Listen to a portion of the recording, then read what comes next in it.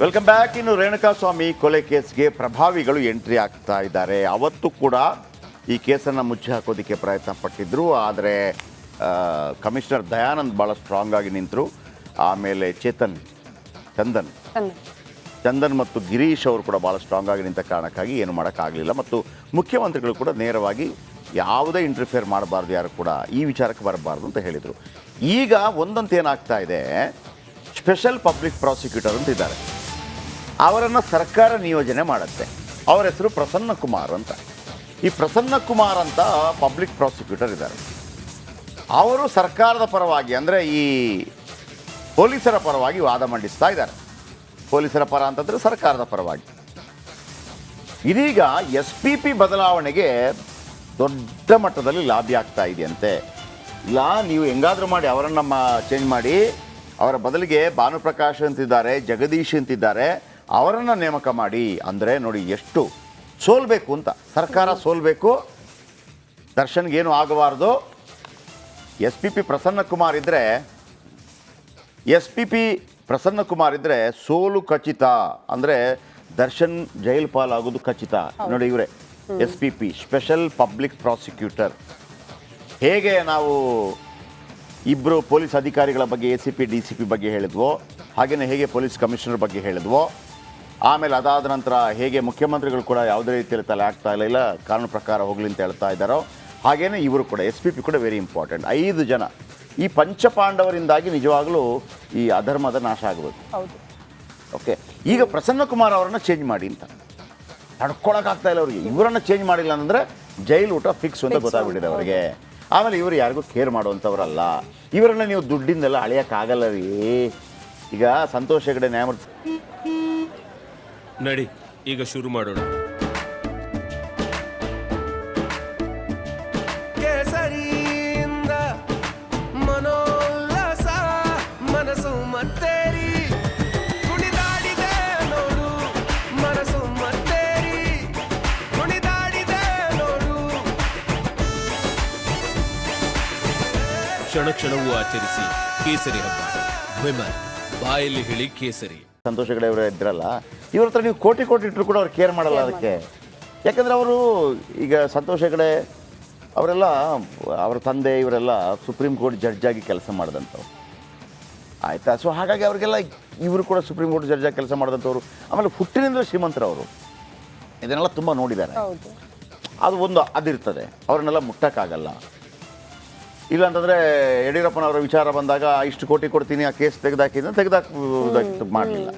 ಹಾಗೇನೇ ಪ್ರಸನ್ನ ಕುಮಾರ್ ಅವರು ಕೂಡ ಭಾಳ ಅತ್ಯದ್ಭುತವಾದಂಥ, ಈ ಹಿಂದೆ ಎಲ್ಲ ಅನೇಕ ಕೇಸ್ಗಳನ್ನು ಅವರು ಫೈಟ್ ಮಾಡಿದ್ದಾರೆ. ನಾವೆಲ್ಲ ಹೆಮ್ಮೆ ಪಡಬೇಕು. ಪ್ರಸನ್ನ ಕುಮಾರ್ ಅಂತವರು ನಮ್ಮ ಕಾಲಾವಧಿಯಲ್ಲಿ ಇದ್ದಾರೆ ಅನ್ನೋದನ್ನು ನಾವು ಹೆಮ್ಮೆ ಪಡಬೇಕು. ಇಂಥವ್ರು ಸಿಗೋದು ಕಷ್ಟ. ಸೊ ಇವರನ್ನ ಚೇಂಜ್ ಮಾಡಿ ಅಂತ. ಬನ್ನಿ, ಇದರ ಬಗ್ಗೆ ಇನ್ನಷ್ಟು ಹೆಚ್ಚಿನ ಮಾಹಿತಿ ಪಡೆಯೋಣ. ನಾಗರಾಜ್ ನಮ್ಮೊಂದಿಗೆ ನೇರ ಸಂಪರ್ಕದಲ್ಲಿದ್ದಾರೆ. ನಾಗರಾಜ್, ಇವರನ್ನು ಬದಲಾಯಿಸುವಂಥ ಪ್ರಯತ್ನಗಳು ಭಾಳ ಒತ್ತಡಗಳಾಗ್ತಾ ಇದೆಯಂತೆ. ಒಂದಂತೂ ಭಾಳ ಸ್ಪಷ್ಟ ವೀಕ್ಷಕರೇ, ಒಂದು ವೇಳೆ ಪ್ರಸನ್ನ ಕುಮಾರ್ ಅವರನ್ನು ಏನಾದರೂ ಸರ್ಕಾರ ಬದಲಾಯಿಸಿದರೆ ಇಲ್ಲಿ ಅಡ್ಜಸ್ಟ್ಮೆಂಟ್ ಆಯಿತು ಅಂತ ಲೆಕ್ಕ. ಈಗಲೂ ಕೂಡ ನಮಗೆ ಒಂದು ನಂಬಿಕೆ ಇದೆ, ಸಿದ್ದರಾಮಯ್ಯನವರು ಇಲ್ಲಿ ತನಕ ಭಾಳ ಸ್ಟ್ರಾಂಗ್ ಆಗಿ ಹೋಗ್ತಾ ಇದ್ದಾರೆ. ಯಾವುದೇ ಕಾರಣಕ್ಕೂ ಕೂಡ ಅಲ್ಲಿ ಪ್ರಭಾವ ಬೀರ್ತಾ ಇಲ್ಲ, ಈಗಲೂ ಬೀರಲಿಕ್ಕಿಲ್ಲ ಅಂಥೇಳಿ. ಯಾಕೆಂತಂದರೆ ಒಬ್ಬರಿಗಾದರೂ ಪಾಠ ಆಗಲೇಬೇಕು, ತಪ್ಪು ಮಾಡಿದವರಿಗೆ ಪಾಠ ಆಗಲೇಬೇಕು. ಅದರ ಪ್ರಯತ್ನಗಳಾಗ್ತಾ ಇದೆ. ಯಾವೆಲ್ಲ ಸಚಿವರು ಈ ಪ್ರಯತ್ನ ಮಾಡ್ತಾ ಇದ್ದಾರೆ, ಇನ್ನು ಕೆಲವೇ ದಿನಗಳಲ್ಲಿ ಅದನ್ನು ನಿಮ್ಮ ಮುಂದೆ ಇಡ್ತೀವಿ. ಅದಕ್ಕಿಂತ ಮೊದಲು ನಾಗರಾಜ್ ಹೆಚ್ಚಿನ ಮಾಹಿತಿ ಕೊಡ್ತಾ ಇದ್ದಾರೆ. ಏನಾಗ್ತಾ ಇದೆ ನಾಗರಾಜ್? ಜಯಪ್ರಕಾಶ್ ಶೆಟ್ಟಿ, ಏನು ಈ ಒಂದು ರಾಜ್ಯದ ಗಮನ ಸೆಳೆದಿರ್ತಕ್ಕಂಥ ರೇಣುಕಾಸ್ವಾಮಿ ಕೊಲೆ ಪ್ರಕರಣದಲ್ಲಿ SPP ಆಗಿ ನೇಮಕ ಆಗಿದ್ದಂಥ ಪ್ರಸನ್ನ ಕುಮಾರ್ ಅವರ ಒಂದು ಬದಲಾವಣೆಗೆ ಸರ್ಕಾರದ ಮೇಲೆ ಒತ್ತಡ ಆಗ್ತಾ ಇದೆ ಅನ್ನೋ ಮಾಹಿತಿ ಲಭ್ಯ ಆಗ್ತಾ ಇರ್ತಕ್ಕಂಥದ್ದು. ಇದಕ್ಕೆ ಪ್ರಮುಖವಾದ ಕಾರಣ ಏನಂತಂದರೆ 90 ದಿನಗಳವರೆಗೂ ಒಂದು ತನಿಖೆಯನ್ನು ಮಾಡಿ ಚಾರ್ಜ್ ಶೀಟನ್ನು ಸಲ್ಲಿಸಿದ ಮೇಲೆ ಈ ಒಂದು ಪ್ರಕರಣದಲ್ಲಿ ದರ್ಶನ್ ಆ್ಯಂಡ್ ಗ್ಯಾಂಗ್ಗೆ ಶಿಕ್ಷೆ ಕೊಡಿಸೋದ್ರಲ್ಲಿ ಪೊಲೀಸರ ಪಾತ್ರ ಅಲ್ಲಿಗೆ ಬಹುತೇಕ ಮುಕ್ತಾಯ ಆಗುತ್ತೆ. ಆದರೆ ನಂತರ ನ್ಯಾಯಾಲಯದಲ್ಲಿ ಈ ಒಂದು ಪ್ರಕರಣವನ್ನು ತೆಗೆದುಕೊಂಡು ಹೋಗಬೇಕು, ಜೊತೆಗೆ ಆರೋಪಿಗಳಿಗೆ ಶಿಕ್ಷೆ ಆಗಬೇಕಂದ್ರೆ SPP ಪಾತ್ರ ಬಹಳ ಪ್ರಮುಖವಾಗಿರುತ್ತೆ. ಈ ನಿಟ್ಟಿನಲ್ಲಿ ಈ ಒಂದು ವೇಳೆಯಲ್ಲಿ ದರ್ಶನ್ಗೆ ಶಿಕ್ಷೆ ಆಗೋದು ಬಹುತೇಕ ಖಚಿತ. ಯಾಕಂತಂದರೆ SPP ಪ್ರಸನ್ನಕುಮಾರ್ ಈಗ ಏನು ಒಂದು CBI ಕೇಸು DCM DK ಶಿವಕುಮಾರ್ಗೆ ಉರುಳಾಗಿದೆ, ಅದನ್ನು ಇನ್ನೂ CBI ಪರವಾಗಿ ನಿಂತು ಜೀವಂತ ಇಟ್ಟಿರ್ತಕ್ಕಂಥ ವ್ಯಕ್ತಿ ಅಂತಂದರೆ ಅದು ಪ್ರಸನ್ನಕುಮಾರ್. ಇವರು CBIಗೂ ಸಹ SPP ಆಗಿ ಕೆಲಸವನ್ನು ಮಾಡ್ತಾ ಇರ್ತಕ್ಕಂಥದ್ದು. ಹೀಗಾಗಿ ಇವರೇ SPP ಆಗಿ ಮುಂದುವರೆದ್ರೆ ದರ್ಶನ್ ಜೈಲ್ಗೆ ಫಿಕ್ಸ್ ಆಗೋದು ಬಹುತೇಕ ಪಕ್ಕ ಆಗಿರೋದ್ರಿಂದ ಸರ್ಕಾರದ ಮಟ್ಟದಲ್ಲಿ ಇವರನ್ನು ಬದಲಾಯಿಸಿ ಬೇರೆ ಏನು ದರ್ಶನ್ ಅಥವಾ ಪ್ರಭಾವಕ್ಕೆ ಒಳಗಾಗುವಂಥ ವ್ಯಕ್ತಿಗಳನ್ನು ನೇಮಕ ಮಾಡೋದಕ್ಕೆ ಒಂದು ಒತ್ತಡ ನಡೀತಾ ಇದೆ ಅಂತೇಳಿ ನಿನ್ನೆ ಮಾಹಿತಿಗಳು ಹೊರಗಡೆ ಬಂದಿರತಕ್ಕಂಥದ್ದು. ಆದರೆ ಸರ್ಕಾರ ಇದಕ್ಕೆ ಮಣಿಯುತ್ತಾ ಏನು ಇದುವರೆಗೂ ಒಂದು ಖಡಕ್ ನಿರ್ಧಾರಗಳನ್ನು ತೆಗೆದುಕೊಂಡಿದೆ ಈ ಒಂದು ವಿಚಾರದಲ್ಲಿ, ಅದನ್ನೇ ಮುಂದುವರಿಸುತ್ತಾ ಅನ್ನೋದು ಪ್ರಶ್ನೆ ಆಗಿರ್ತಕ್ಕಂಥದ್ದು. ಜಯಪ್ರಕಾಶ್, ಜಗದೀಶ್ ಮತ್ತು ಭಾನುಪ್ರಕಾಶ್ ಎರಡು ಹೆಸರುಗಳು ಬರ್ತಾ ಇದೆ. ಅವ್ರನ್ನೇ ನೇಮಕ ಮಾಡಿ ಅಂತ. ಇದು ನಿಜವಾಗ್ಲೂ ಜಗದೀಶ್ ಮತ್ತು ಭಾನುಪ್ರಕಾಶ್ಗೆ ಬಂದ್ರೆ ಅವರಿಬ್ರು ತಗೋಬಾರ್ದು ನನ್ನ ಪ್ರಕಾರ. ಹೌದು. ಯಾಕೆ ಗೊತ್ತಾ, ಜಗದೀಶ್ ಮತ್ತು ಭಾನುಪ್ರಕಾಶ್ ಅವರ ಹೆಸರು ಬಂದರೆ ಅದರ ಅರ್ಥ ಏನಪ್ಪ ಅಂತಂದ್ರೆ ನೀವು ಅಡ್ಜಸ್ಟ್ ಆಗೋಕ್ಕೆ ರೆಡಿ ಇದ್ದೀರಿ ಅಂತ ಲೆಕ್ಕ. ನಿಮ್ಮನ್ನು ಅವಮಾನಿಸಲಾಗ್ತಾ ಇದೆ ಜಗದೀಶ್ ಅವರೇ ಮತ್ತು ಭಾನುಪ್ರಕಾಶ್ ಅವರೇ. ಪ್ರಸನ್ನಕುಮಾರ್ ಅವರನ್ನು ತೆಗೆದುಬಿಟ್ಟು ಜಗದೀಶ್ ಮತ್ತು ಭಾನುಪ್ರಕಾಶ್ ಅವರನ್ನು ಹಾಕಿ ಅಂತಂದ್ರೆ ಅದ್ರ ಏನರ್ಥ? ಇದು ಅವ್ರನ್ನ ಅವಮಾನಿಸೋದಲ್ವ? ಅಂದರೆ ಅವರು ಬೇಕಿದ್ರೆ ಅವರು ದುಡ್ಡು ಗಿಡ ತಗೊಂಡು ಅಡ್ಜಸ್ಟ್ ಮಾಡಿಬಿಡ್ತಾರೆ ಅಂತನಾ? ಯಾಕೆ ಪಾಪ ಜಗದೀಶ್ ಮತ್ತು ಭಾನುಪ್ರಕಾಶ್ ಅವರಿಗೆ ಅವಮರ್ಯಾದೆ ಮಾಡ್ತೀರಿ? ಆ್ಯಂಡ್ ಜಗದೀಶ್ ಆ್ಯಂಡ್ ಭಾನುಪ್ರಕಾಶ್ ಅವರು ನೀವು ಕೂಡ ತಗೋಬಾರ್ದು ಇದನ್ನು. ಇದು ಹಂಗೆ ಆಯಿತು. ಈಗ ಇವರನ್ನು ತೆಗೆದುಬಿಟ್ಟು ಇವರನ್ನು ಹಾಕಿಂತಂದ್ರೆ ಏನು ಕತೆ? ಇವರು ಭಾಳ ಸ್ಟ್ರಿಕ್ಟ್ ಇದ್ದಾರೆ, ಅವ್ರು ಸ್ಟ್ರಿಕ್ಟ್ ಇಲ್ಲ ಅಂತನಾ? ಅವ್ರು ಭ್ರಷ್ಟರು ಅಂತನಾ? ಹಿಂಗಾಗೋಯ್ತಲ್ಲ ಇದು. ನಿಜವಾಗೂ ಜಗದೀಶ್ ಮತ್ತು ಭಾನುಪ್ರಕಾಶ್ಗೆ ಮಾಡ್ತಿರೋಂಥ ಅವಮಾನ. ಒಂದು ವೇಳೆ ಇವರನ್ನು ತೆಗೆದುಬಿಟ್ಟು ಅವರನ್ನು ಹಾಕಿ ಇವರು ನಮ್ಮ ಯಾರ ಮಾತು ಕೇಳಲ್ಲ ಅಂತಂದ್ರೆ ಅದರ ಅರ್ಥ ಏನು? ಒಂದು ಭಾಳ ಸ್ಪಷ್ಟ ವೀಕ್ಷಕರೇ, ಸ್ಪೆಷಲ್ ಪಬ್ಲಿಕ್ ಪ್ರಾಸಿಕ್ಯೂಟರ್ ಲಾಯರ್ ಇವರು ಪ್ರಸನ್ನಕುಮಾರ್ ಅವರನ್ನು ಸರ್ಕಾರ ಏನಾದರೂ ಬದಲಾವಣೆ ಮಾಡಿದರೆ ನೀವು ಅಂದ್ಕೊಳ್ಳಿ, ನಿಮ್ಮನ್ನು ರಕ್ಷಣೆ ಮಾಡೋದಕ್ಕೆ ಯಾರು ಯಾವ ಸಂದರ್ಭಕ್ಕೂ ಬರಲ್ಲ. ಈ ರಾಜಕಾರಣಿಗಳು ಏನು ಬೇಕಿದ್ರೂ ಮಾಡಬಲ್ಲರು ಅಂತೇಳಿ. ಆದರೆ ನಮ್ಗೆ ಇನ್ನೂ ಕೂಡ ಒಂದು ನಿರೀಕ್ಷೆ ಇದೆ, ಹಂಗಾಗಲಿಕ್ಕಿಲ್ಲ ಅಂತೇಳಿ. ಅಲ್ಲಿ ಕಮಿಷನರ್ ಇರ್ಬೋದು ಅಥವಾ ಪೊಲೀಸ್ ACP DCP ಇರ್ಬೋದು, ಪ್ರಸನ್ನಕುಮಾರ್ ಇರ್ಬೋದು, ಇನ್ಕ್ಲೂಡಿಂಗ್ ಮುಖ್ಯಮಂತ್ರಿಗಳು ಇಲ್ಲಿ ತನಕ ಇದಕ್ಕೆ ತಲೆ ಹಾಕಿಲ್ಲ. ಯಾವ ರೀತಿ ಅದು ಸಾಗಬೇಕು ಅದು ಸಾಗಲಿ. ತಲೆ ಅವರು ಅಂದರೆ ದರ್ಶನ್ ಪರವಾಗಿಯೂ ಇಲ್ಲ, ಪೊಲೀಸ್ ಪರವಾಗಿಯೂ ಇಲ್ಲ, ಕಾನೂನು ಪರವಾಗಿದ್ದಾರೆ. ಕಾನೂನು ಏನು ಹೇಳುತ್ತೆ ಅದನ್ನು ಆಗಲಿ ಅಂತೇಳಿ ನಾವು ಕೂಡ ಅದನ್ನೇ ಬಯಸೋದು. ದರ್ಶನ್ ಅವ್ರನ್ನ ಸುಮ್ಮನೆ ಶಿಕ್ಷೆ ಹಾಕಿ ಅಂತೇಳಿ ಯಾರು ಹೇಳ್ತಾ ಇಲ್ಲ. ತಪ್ಪುಗಳಾಗಿದ್ದರೆ ಶಿಕ್ಷೆ ಆಗಲೇಬೇಕು, ಒಂದಲ್ಲ ಒಂದು ರೀತಿಯಲ್ಲಿ ಶಿಕ್ಷೆ ಆಗಲೇಬೇಕು. ಯಾಕೆಂದರೆ ಈಗ ದೆಹಲಿ ಮುಖ್ಯಮಂತ್ರಿ ಹೋಗಿಲ್ವ ಜೈಲಿಗೆ? ಚಿದಂಬರಂ ಹೋಗಿರಲಿಲ್ವ ಜೈಲಿಗೆ? ಯಡಿಯೂರಪ್ಪನವರು ಹೋಗಿಲ್ವ ಜೈಲಿಗೆ? DK ಶಿವಕುಮಾರ್ ಹೋಗಿಲ್ವ ಜೈಲಿಗೆ? ಹೋಗಲಿ ಬಿಡಿ. ಅವ್ರಿಗೇನು ಫ್ಯಾನ್ ಫಾಲೋವರ್ಸ್ ಇರಲಿಲ್ವಾ? ಇದ್ದರು. ಮುರುಘಾ ಮಠ ಸ್ವಾಮೀಜಿಗಳು ಹೋಗಿಲ್ವಾ ಜೈಲಿಗೆ? ಹೋಗಲಿ.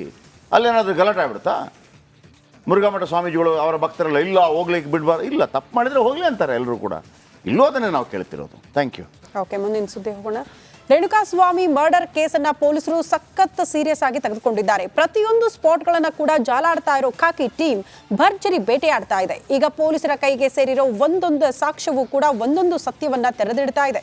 ಈ ಕುರಿತ ರಿಪೋರ್ಟ್ ಇಲ್ಲಿದೆ ನೋಡಿ.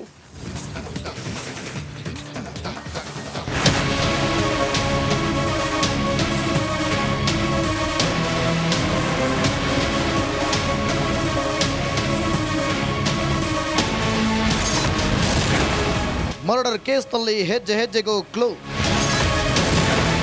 ರಿಪಬ್ಲಿಕ್ ಕನ್ನಡದಲ್ಲಿ ಮೆಗಾ ಎಕ್ಸ್ಕ್ಲೂಸಿವ್. ಮಾಡಬಾರದು ಮಾಡಿದ್ರೆ ಆಗಬಾರದು ಆಗುತ್ತೆ ಅಂತಾರಲ್ವಾ? ರೇಣುಕಾಸ್ವಾಮಿ ಮರ್ಡರ್ ಕೇಸ್ನಲ್ಲಿ ಡಿ ಗ್ಯಾಂಗ್ ಬಾಸ್ನ ಕಥೆಯೂ ಈಗ ಹಾಗೇ ಆಗಿದೆ. ಕೊಲೆ ಕೇಸ್ ಜಾಡು ಹಿಡಿದು ಹೊರಟ ಪೊಲೀಸ್ ಟೀಮ್ ಕೈಗೆ ಸಾಲು ಸಾಕ್ಷ್ಯಗಳು ಸಿಗುತ್ತಿವೆ. ಸ್ಪಾಟ್ ಮಹಜರು ವೇಳೆ ಪೊಲೀಸರೇ ಶಾಕ್. ತನಿಖಾ ತಂಡದ ಕೈಯಲ್ಲಿ 115 ಸಾಕ್ಷ್ಯಗಳು ಲಾಕ್. ದರ್ಶನ್ ಅಂಡ್ ಗ್ಯಾಂಗ್ ಈ ಮರ್ಡರ್ ಕೇಸ್ನಲ್ಲಿ ಇನ್ವಾಲ್ವ್ ಆಗಿದೆ ಅಂತ ಹೇಳೋಕೆ 108 ಸಾಕ್ಷ್ಯಗಳು ಸಿಗುತ್ತಿವೆ. ಅದಾಗಲೇ ಪೊಲೀಸರ ಕೈಯಲ್ಲಿ 115ಕ್ಕೂ ಹೆಚ್ಚು ಸಾಕ್ಷ್ಯಗಳು ಸಿಕ್ಕಿವೆ. ಒಂದೊಂದು ಪುರಾವೆಗಳು ಒಂದೊಂದು ಕತೆ ಹೇಳುತ್ತಿವೆ. ಇದುವರೆಗೂ ಪೊಲೀಸರ ಕೈಗೆ ಸಿಕ್ಕಿರುವ ಆ ಸಾಕ್ಷ್ಯಗಳ್ಯಾವುವು ಅಂತ ನೋಡೋದಾದ್ರೆ, ಕೊಲೆ ಸಾರಥಿ ಸುತ್ತಲೂ ಸಾಕ್ಷ್ಯಗಳು ಸುತ್ತಿಕೊಂಡಿವೆ. ಶೆಡ್ನ ಸೆಕ್ಯೂರಿಟಿ ರೂಮ್ನಲ್ಲಿ ರಕ್ತದ ಕಲೆಗಳು ಪತ್ತೆಯಾಗಿದೆ. ಶೆಡ್ನ CC ಕ್ಯಾಮೆರಾ ದೃಶ್ಯಾವಳಿಗಳ DVR ಜಪ್ತಿ ಮಾಡಲಾಗಿದೆ. ಸ್ಕಾರ್ಪಿಯೋ ಕಾರಿನ ಹಿಂದಿನ ಸೀಟ್ ಮ್ಯಾಟ್ ಮೇಲಿನ ರಕ್ತದ ಕಲೆ ಪತ್ತೆಯಾಗಿದೆ. ಮಹೀಂದ್ರ ಜೀಪ್ನಲ್ಲಿದ್ದ ಕೂದಲು ರಾಸಾಯನಿಕ ಜಪ್ತಿ ಮಾಡಲಾಗಿದೆ. ಪ್ರದೋಷ ಮನೆಯಲ್ಲಿದ್ದ ಸಿಸಿ ಕ್ಯಾಮೆರಾ, ಡಿವಿಆರ್ಗಳು, ಚಿತ್ರದುರ್ಗ ಟು ಬೆಂಗಳೂರು ಟೋಲ್ನ ಸಿಸಿಟಿವಿ ದೃಶ್ಯ, ಟೋಲ್ ದರ ಪಾವತಿ ಮಾಡಿದ್ದರ ಟಿಕೆಟ್ಗಳು ಜಪ್ತಿ ಮಾಡಲಾಗಿದೆ. ಇನ್ನು ಮೃತ ರೇಣುಕಾಸ್ವಾಮಿ ಮೈಮೇಲಿನ ಬಟ್ಟೆಗಳು, ಆರೋಪಿ ರಾಘವೇಂದ್ರ ಶರ್ಟ್, ಪ್ಯಾಂಟ್, ಚಪ್ಪಲಿ ಜಪ್ತಿ ಮಾಡಲಾಗಿದೆ. ದರ್ಶನ್ ಧರಿಸಿದ್ದ ರೌಂಡ್ ನೆಕ್ ಟಿ ಶರ್ಟ್, ನೀಲಿ ಜೀನ್ಸ್, ನೀಲಿ ಬಣ್ಣದ ಶೂ ಅನ್ನು ಸೀಸ್ ಮಾಡಲಾಗಿದೆ. ಈ ಮಧ್ಯೆ ರೇಣುಕಾಸ್ವಾಮಿಗೆ ವಿದ್ಯುತ್ ಶಾಕ್ ನೀಡಿದ ಆರೋಪಿಗಳು ಅದಕ್ಕಾಗಿ ಬಳಸಿದ್ದ ಎಲೆಕ್ಟ್ರಿಕ್ ಶಾಕ್ ಟಾರ್ಚ್ ಅನ್ನು ವಶಕ್ಕೆ ಪಡೆಯಲಾಗಿದೆ. ಇತ್ತ A1 ಪವಿತ್ರ ಗೌಡ ಧರಿಸಿದ್ದ ಬಟ್ಟೆಗಳು, ಚಪ್ಪಲಿಯನ್ನು ಪೊಲೀಸರು ಸೀಸ್ ಮಾಡಿದ್ದಾರೆ.